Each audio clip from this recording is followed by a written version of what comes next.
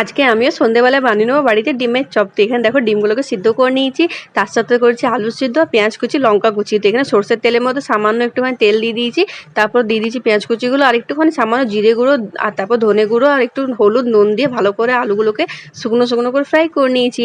তারপর এখানে ডিমগুলোকে দেখো আমি হাফ হাফ করে কেটে নিয়েছি। তারপর আলু সিদ্ধটাকে আমি ঠান্ডা করে একটুখানি, তারপর একটা ভালো ডিমটাকে ঢাকা দিয়ে শেপ দিয়ে নিচ্ছি একদম। ডিমের চপটা যেহেতু আজকে আমি প্রথমবার করছি, আর প্রথমবার করছিলাম কিন্তু খেতেও দারুণ হয়েছিল।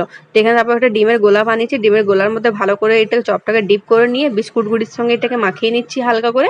তারপর এটাকে আমি ফ্রাই করে নেবো ভালো করে একটুখানি। আর যেহেতু গ্যাসটাকে আমি স্লো রেখেছি, তো সুন্দর করে লাল লাল করে ফ্রাই করে নেবে। আর গ্যাসটাকে যদি জোরে করে দাও তো পুড়িয়ে যাবে, সেই জন্য আস্তে করে গ্যাসটা রাখতে হবে। তারপর এখানে সুন্দর করে লাল লাল করে ফ্রাই করে নিয়েছি। আর এটাকে টমেটো কেচাপ দিয়ে সামান্য একটু পেঁয়াজ দিয়ে সার্ভ করে দাও, কিন্তু আমি শুধু টমেটো কেচাপ দিয়ে খেয়েছিলাম, দারুণ লাগছিল খেতে। ভিডিওটা ভালো লাগলে লাইক করবে। টাটা।